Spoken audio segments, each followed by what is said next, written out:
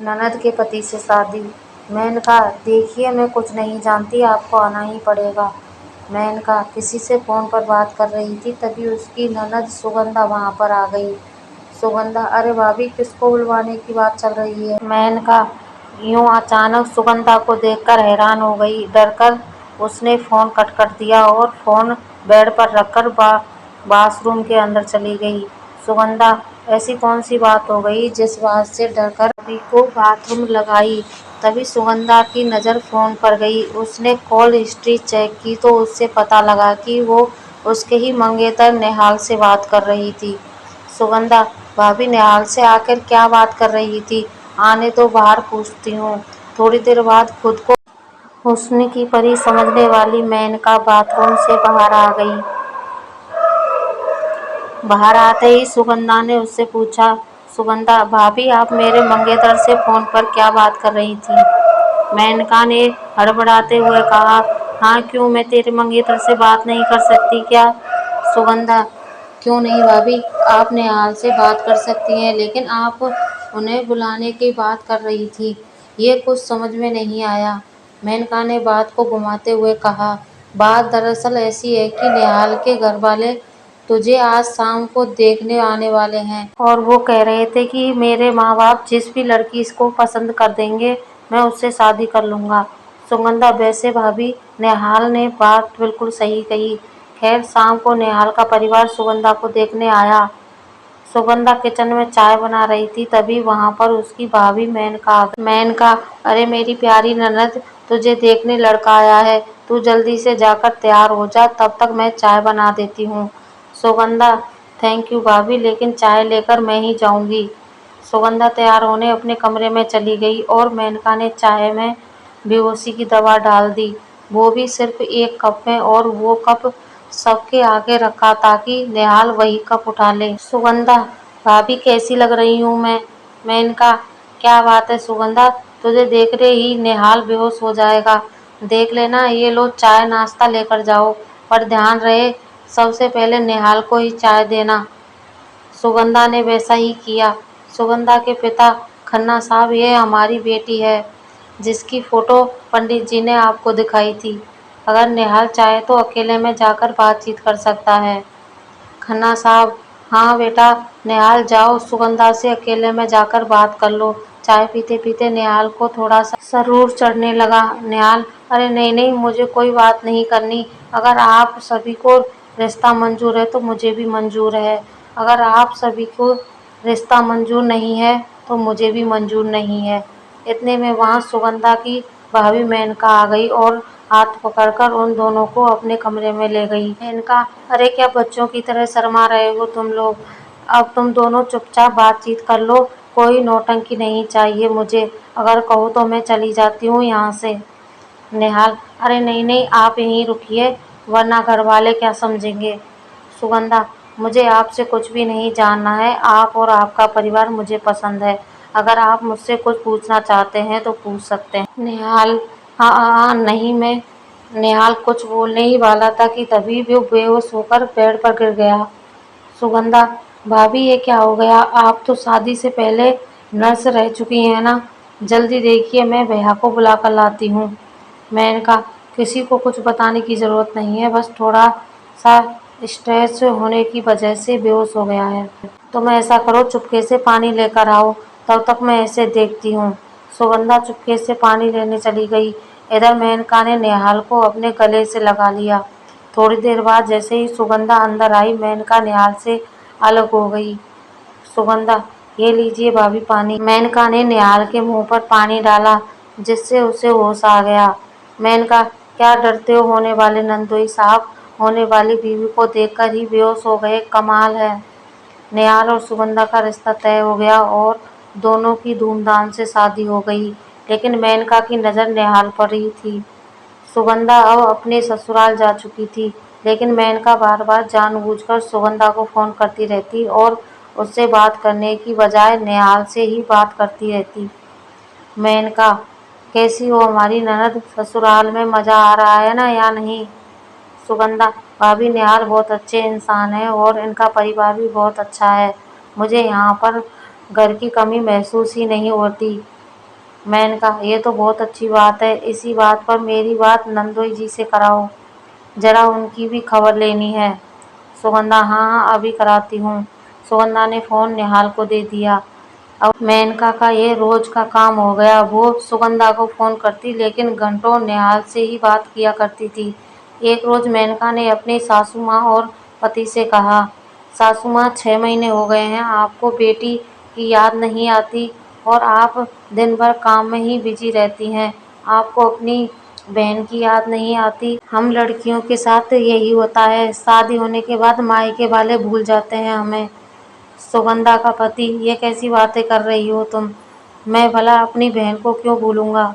मैंने कहा अरे तो अब 6 महीने हो गए हैं, अपनी बहन को और नंदोई जी को यहाँ बुला लो, कुछ दिन यहाँ गुजारेंगे वो लोग। सासू माँ, बहू ने तो मेरे दिल की बात छीन ली। मैं अभी फोन करती हूँ दामाद जी को। अपनी सासू माँ की ये बात सुनकर मेनका बहुत खुश हो गई और शाम को ही निहाल अपनी नई नवेली दुल्हन सुगंधा के साथ उसके मायके आ गया। घर की डोरबेल बजी। सुगंधा की माँ, अरे आओ आओ अंदर आओ तुम दोनों। अंदर आकर निहाल अपने सास ससुर और बाकी परिवार वालों से मिला। अगली सुबह जब सुगंधा अपने कमरे में नहीं थी तो इस बात का फायदा उठाकर मेनका उसके कमरे में गई और उसकी साड़ी पहन ली। मेनका, मैं सिर्फ नाम से ही नहीं बल्कि हुस्न से भी मेनका हूँ। तभी कमरे में सुगंधा का पति निहाल आ गया। उसने पीछे से मेनका को अपनी बाहों में भर लिया। निहाल, सुगंधा तुम इस साड़ी में कितनी प्यारी लग रही हो। मैं तुम्हें ये बताने आया था कि तुम यहाँ आराम से रहो अपने परिवार के साथ। मैं आज निकल जाता हूँ, मुझे काम है। जाने के बाद सुनते ही मेनका पीछे पलट गई। मेनका, ये क्या कह रहे हो नंदोई जी? निहाल हैरान हो गया और थोड़ा डर भी गया। निहाल, अरे भाभी आप यहाँ क्या कर रही हो? आई एम सॉरी, मुझे लगा कि सुगंधा है। मेनका, अरे कोई बात नहीं नंदोई जी, मेरे हुस्न के जाल से कोई नहीं बच पाया। मेनका उसका हाथ पकड़ने लगी लेकिन तभी निहाल अपना हाथ छुड़ाकर वहां से भाग गया। निहाल, सुगंधा मैं घर जा रहा हूँ, जब भी आना हो मुझे फ़ोन कर देना। सुगंधा की माँ, अरे आज तुम नहीं जा सकते निहाल बेटा, आज हमें खातिरदारी करने का मौका तो दो। मेनका, मैं भी तो वही कह रही थी सासू माँ। घर वालों के प्रेशर देने की वजह से निहाल उस दिन रुक गया। दिन भर अच्छे अच्छे पकवान बनाकर उसे खिलाए गए लेकिन पूरा दिन मेनका उसे घूरती रही। रात हो चुकी थी, निहाल और मेनका कहीं गायब थे। सुगंधा, भैया मेनका भाभी कहीं नहीं दिखाई दे रही और ना ही निहाल। सुगंधा का भाई, तुम्हारी भाभी मुझे कहाँ कुछ बताती है सुगंधा। तभी डोरबेल बजी। सुगंधा ने दरवाज़ा खोला। सुगंधा ने जो देखा वो देखकर उसके पैरों तले जमीन खिसक गई क्योंकि निहाल और मेनका के गले में वरमाला पड़ी हुई थी। सुगंधा, भाभी निहाल, ये सब क्या है? सुगंधा, अब मैं क्या करूं?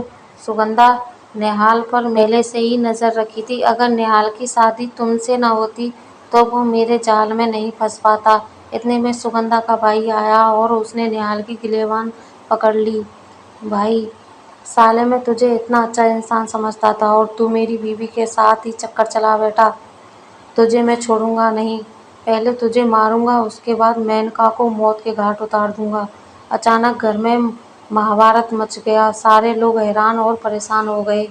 सुगंधा के भाई ने एक जोरदार तमाचा निहाल को मारा और वैसे ही निहाल की नींद खुल गई क्योंकि वो ये सब कुछ सपने में देख रहा था। सुगंधा, निहाल क्या हुआ? तुम हाँफ क्यों रहे हो? तुम्हारे चेहरे पर से पसीना क्यों टपक रहा है?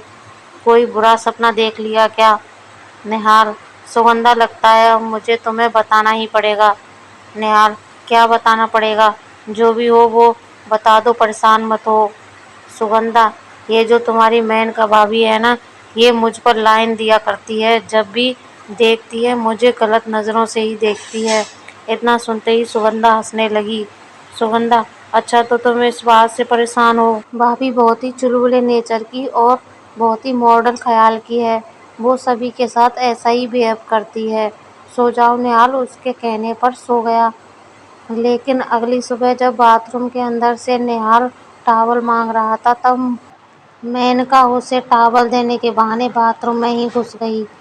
नेहाल, अरे छोड़ो भाभी, ये क्या कर रही हो आप? मेनका, इतने नखरे मत दिखाओ। उन लोगों की बातें सुनकर सुगंधा और पूरा परिवार उसके कमरे में आ गया। नेहाल बाथरूम का दरवाजा खोलकर बाहर आया और उसके तुरंत बाद मेनका भी बाथरूम से बाहर आ गई। सभी लोग नेहाल को ही उल्टा सीधा बोलने लगे, लेकिन तभी बीच में सुगंधा आ गई। सुगंधा, बस कीजिए आप लोग, मुझे नेहाल पर पूरा भरोसा है, वो ऐसा कुछ नहीं कर सकते। सुगंधा का भाई, मुझे भी मेनका पर पूरा भरोसा है। और सुगंधा, तुम अपनी इतनी अच्छी भाभी पर डाउट कर रही हो? सुगंधा, भैया कल रात में ही नेहाल ने मुझे बताया था कि मेनका की उन पर बुरी नज़र है, लेकिन मैंने रात में उस बात को इग्नोर कर दिया था। सुगंधा, चलो नेहाल, कोई तुम्हारा भरोसा करे ना करे, मुझे तुम पर पूरा भरोसा है। इतना कहकर सुगंधा ने अपना बैग पैक किया और नेहाल के साथ वहाँ से निकल गई। मेनका, देखिए, इसमें ना ही मेरी गलती है और ना ही नेहाल की। दामाद जी को लगा कि सुगंधा है, इसलिए उन्होंने मेरा हाथ पकड़कर अंदर खींच लिया। जैसे ही हम दोनों ने एक दूसरे को चेहरा देखा, चीख निकल गई और हम दोनों बाहर आ गए। इसके बाद आप लोग भी आ गए। मेनका को अपनी गलती का एहसास हो गया था। उसने फ़ोन करके नेहाल से माफ़ी मांग ली और हाथ को वहीं दबा देने के लिए कहा। उसके बाद ना नेहाल कभी यहाँ आया और ना ही मेनका कभी अपनी ननद के घर गई। दोस्तों, ये भाभी स्टोरी आपको कैसी लगी नीचे कमेंट में हमें ज़रूर बताइएगा। कहानी को पूरा पढ़ने के लिए शुक्रिया।